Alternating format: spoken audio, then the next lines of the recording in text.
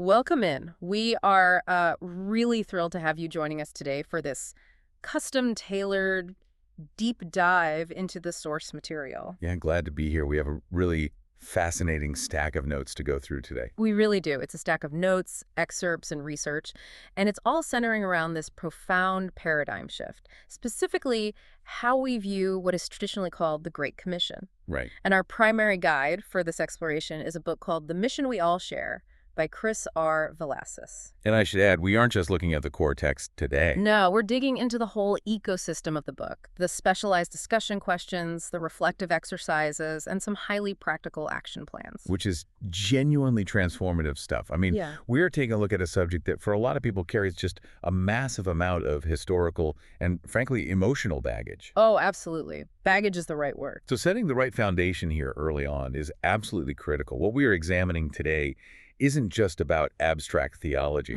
or, church history. It is about fundamentally rewiring our daily habits. It's about how we view our core identity in a world that is incredibly noisy, fragmented, and demanding. And the mission of this deep dive is specifically for you, the listener. Our goal today is to really help you extract the insights from these sources that reveal a much more natural, joyful way of living out your purpose. We got it. We want to look at how to break free from those guilt-driven, performance-obsessed metrics of success that so often surround this topic, and do it without feeling overwhelmed by what can sometimes feel like an impossible spiritual to-do list. Because the sources make a really compelling case here. Yeah. When you change how you see yourself, your daily actions naturally realign. Yeah. You don't need forced, exhausting effort if the foundation is right. Okay, let's unpack this, because the book's central thesis is a pretty massive shift in perspective regarding what the Great Commission actually is. It's a total redefinition. Right. The author argues it's not an optional extracurricular program, and it's definitely not a specialized department in a church building. So how does the text actually redefine it?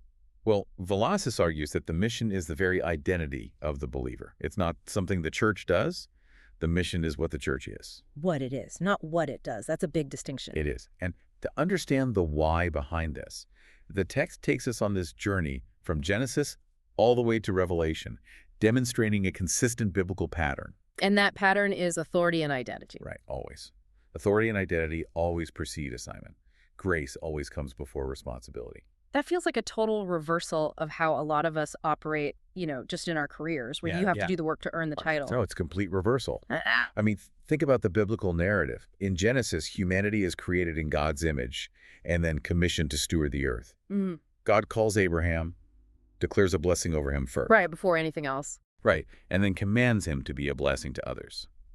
And the source highlights how this really peaks in the Gospel of Matthew chapter 28. The Great Commission itself. Exactly. Before Jesus gives the command to go and make disciples, he starts with a massive declaration of authority. He says, all authority in heaven and on earth has been given to me. He establishes his absolute kingship first. So the command that follows isn't some desperate recruitment speech for religious volunteers. Not at all.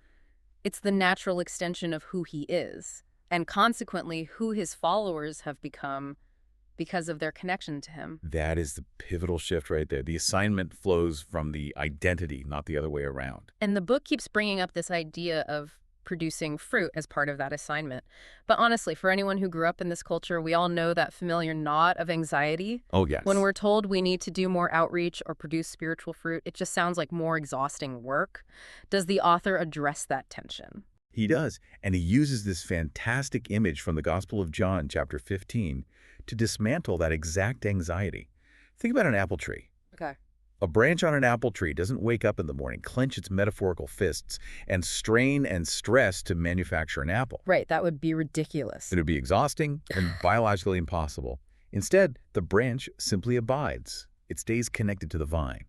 And because it is alive and connected, the fruit is just a natural overflow. That takes so much pressure off the individual. It's not about white-knuckling your way into being a good Christian. The text argues that the pressure, that anxiety you mentioned earlier, happens precisely because we have turned evangelism into a performance. A performance to earn approval. Yes, we've made it a metric of our spiritual worth. But when you realize that your identity is already secure, that you are, as 2 Corinthians 5.2 describes it, an ambassador of reconciliation, The entire dynamic changes. it changes everything.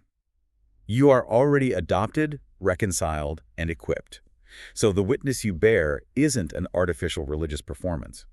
It becomes a joyful overflow of who you already are. That makes me wonder how we got to this performance mindset in the first place. Because the text points out a historical misconception that seems to have totally derailed this natural overflow. It really did. Here's where it gets really interesting. Over the centuries, we somehow bought into the idea that mission work belongs solely to the professionals, Right. the clergy, the gifted speakers, the trained theologians. We subconsciously delegated the responsibility to specialists. And the book forcefully argues that this is a modern distortion, not a biblical reality. Because if you look at the historical context, it's totally different. Exactly. The text provides context from the Acts of the Apostles, specifically Acts 8.4. In the early church, it wasn't just the apostles spreading the word. Right, when intense persecution scattered the church from Jerusalem. The text notes that it was the ordinary believers who went about preaching the word wherever they landed. They didn't have professional buildings. They didn't have seminary degrees. They were just living their lives. I mean, their homes were the gathering places, their trades were platforms, their everyday conversations were the mission field. The modern clergy-laity divide has unintentionally created a passive majority of spectators. Wow. We have consumers of religious goods rather than active participants in a redemptive movement. Wow. And that stems from how we compartmentalize our faith. Which brings to mind an incredibly vivid image included in our source materials for this deep dive. Picture this: a stunning, serene, tropical beach. It's a great image. We're talking vibrant green palm trees leaning over pristine white sand, crystal clear turquoise water gently lapping at the shore, a bright blue sky. It looks like the ultimate vacation getaway. The perfect escape. Exactly. A place completely disconnected from the daily grind. How does the author use this visual? It perfectly illustrates a core challenge presented in the book: the dismantling of the sacred versus secular divide. We are so prone to compartmentalizing our lives, We really are. subconsciously categorize a church building or a dedicated outreach program as sacred ground, and we categorize that pristine beach vacation or our digital spaces or our corporate offices as secular or neutral territory. We treat them like they are off the clock, like our spiritual identity just hits pause when we walk into a board meeting or sit on the sand. Yes. But tearing down that divide in real life requires more than just acknowledging it. It means when you're writing a difficult email to a frustrated client at 2 o'clock on the Thursday afternoon, you aren't taking a break from your spiritual life. Right. The integrity and patience you show in that email is the mission. That is a perfect and practical example. The text leans on 1 Peter 2.9, which describes believers as a royal priesthood. Okay. If every believer is a priest and every believer is a witness, then there is no neutral territory. That frustrating email chain is holy ground. The beach is holy ground. The beach is holy ground. The corporate office is holy ground. The sacred-secular divide collapses entirely. You don't have to go to a specialized location to be on mission. You already live in your mission field. It totally reframes how you view your Tuesday morning commute or your Friday night dinner plans. Hi, guys. But living this out in our current culture brings up a massive roadblock, which the sources hit head on. And that's how we define success. It's great to say the Tuesday commute is holy ground, but if we don't see tangible results from that, it feels like we're failing. If we connect this to the bigger picture, we have to acknowledge that the modern world is absolutely obsessed with visible metrics. Data. We worship data, we look at attendance graphs, digital reach, engagement numbers, scale, influence, and the modern church has, in many ways, unintentionally adopted these exact same performance-driven metrics to evaluate spiritual success. We fall into the trap of thinking, if the numbers are going up, God must be blessing it. If the numbers are stagnant, we must be failing. But the source material counters this with some heavy-hitting biblical examples that really disrupt that mindset. The author points to Noah. He built an enormous ark for decades, facing total cultural resistance, with zero visible conversions. Zero. Look at the prophet Jeremiah. He preached for years with practically no positive response from his audience. Or look at Jesus himself. On Good Friday, by every visible, measurable, cultural metric of the day, he appeared utterly defeated. Those examples force us to question our assumptions about what a win actually looks like. The text points us to 1 Corinthians 4.2, which states that it is required of stewards that they be found faithful. Cool. Heaven's metric is not fame. It is not visibility or virality or scale. Heaven's metric is faithfulness. True success is obedience in obscurity. Exactly. It is the quiet transformation of character. It is integrity in the face of adversity. The fruit of the Spirit, love, joy, peace, patience. You can't graph those on a corporate spreadsheet. Let's play devil's advocate for a second. Striving for that kind of long-term faithfulness in a world that demands instant results sounds like a recipe for serious burnout. It can be. If I'm not driven by outcomes, how do I know I'm not just being lazy with my faith? Where is the line between resting in my identity and just being passive? That is the crucial tension the book navigates. Resting in your identity does not mean inactivity. It means your activity has a different fuel source. Ah, okay. The text provides a clear answer in Acts 1.8, which serves as the power source for everything we're discussing. Jesus tells his followers, "You will receive power when the Holy Spirit has come upon you, and you will be my witnesses." Notice the phrasing, be my witnesses. Identity again. So the reliance is on the Holy Spirit, not our own strategic brilliance or hustle. Activism without spiritual depth inevitably leads to burnout. If you are driven by guilt or by the pressure to manufacture visible outcomes, you will eventually exhaust yourself. Yeah, you see that all the time. But mission that is empowered by the Holy Spirit produces resilience. It is fueled by a daily dependence on God's presence. That's the difference between passivity and Spirit-led action. So what does this all mean? How do we take these massive theological concepts, identity, the myth of the secular, heaven's metrics, spirit empowerment, and actually apply them to the physical realities of a listener's day-to-day life? Right, because theory isn't enough. Exactly. And the author doesn't just leave us with theory. We have to move from inspiration to infrastructure. And the first step the text highlights as a practical strategy might surprise some people. Unity. Unity. The text points to Jesus' prayer in John 17, where he prays that his followers would be one so that the world may believe. Unity as a strategy. That usually just sounds like a nice feel-good concept for a retreat, not a practical infrastructure for daily life. It is far more than a feel-good concept. The author describes unity as a profound apologetic. And to be clear, the word apologetic here doesn't mean saying you're sorry. Right, it means a defense. Yes. In this context, it means presenting a living, breathing defense or proof of what you believe.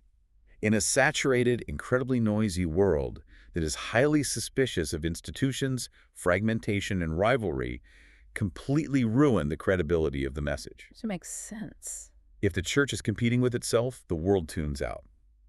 Cross-church collaboration and shared vision are essential for collective impact. That makes sense on a macro level for the whole church. But if unity is the strategy for the collective, how does an individual listener actually start reshaping their own mindset on a Tuesday morning? That's where the appendices come in. Yes. One of the things I appreciate most about our source material today is the appendices. They are packed with fascinating, tangible exercises designed to rewire daily habits. Let's dig into a few of these, starting with the 3-minute testimony. This is a foundational exercise. The book challenges you to craft your personal story into 3 distinct movements: your life before Christ, your encounter with Christ, and your life since. Okay. And the goal is to practice sharing this aloud in under 3 minutes. The book talks about developing gospel fluency through this exercise, which is such a great phrase. It really is. It's like learning a language. When you are fluent in Spanish, you don't have to translate every single word in your head before you speak. You just converse naturally. This exercise equips you so that when a natural conversation arises, you aren't scrambling for a script. Or trying to remember theological bullet points. Exactly. You are just sharing your lived reality. It completely removes the pressure of having to have all the answers to every philosophical objection. Yeah. You don't have to be a trained debater. You are simply testifying to your own transformation, which is unassailable. Another really practical tool in the book is called My Mission Field Map.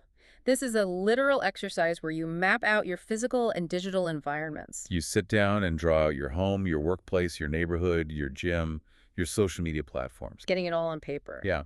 It forces you to look at your everyday environments, not as neutral zones you just pass through, but as the exact places you are uniquely positioned to be an ambassador. It changes how you walk down your street. You stop seeing your neighbors as just people who happen to share a property line and start seeing them as the specific people you've been placed near for a reason. Yes. It makes the abstract concept of the Great Commission highly localized and incredibly specific to your life.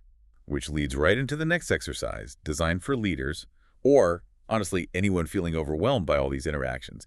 It's called the mental bandwidth audit. I love this one because my brain is currently 10% mission and 90% trying to remember if I canceled my streaming subscriptions. We all do that. We all have those thoughts, worries, and endless to-do lists constantly cycling in our minds, draining our energy. And that ambient anxiety is a mission killer. This exercise has you offload all that mental clutter into a capture and process system. You categorize tasks as actionable, waiting, or future projects. It's so practical. The brilliance of this audit is that it exposes how much of our energy is drained by unspoken commitments or tasks that have absolutely nothing to do with our core missional identity. It's designed to ensure that your daily tasks are actually aligning with your long-term legacy, rather than just reacting to the loudest crisis of the day. Right. If you don't audit your bandwidth, you'll spend all your energy putting out fires instead of planting trees. And that bandwidth audit clears the mental space for the final major tool the book offers, the 90-day implementation plan. So once we've cleared the clutter, how does the book suggest we actually build the muscle memory for this new identity? This plan is about moving from passive inspiration to building sustainable habits. You select 3 core ideas, maybe it's your prayer rhythms, practicing your 3-minute testimony, or intentionally engaging with that mission field map. Right. And you track them for 90 days. You do a weekly alignment review, asking yourself, did my actions this week actually reflect my stated identity? Where did I sense the Spirit prompting me? It forces you to look in the mirror once a week and be honest. Is this just a good idea you heard on a deep dive, or is it becoming your lived reality?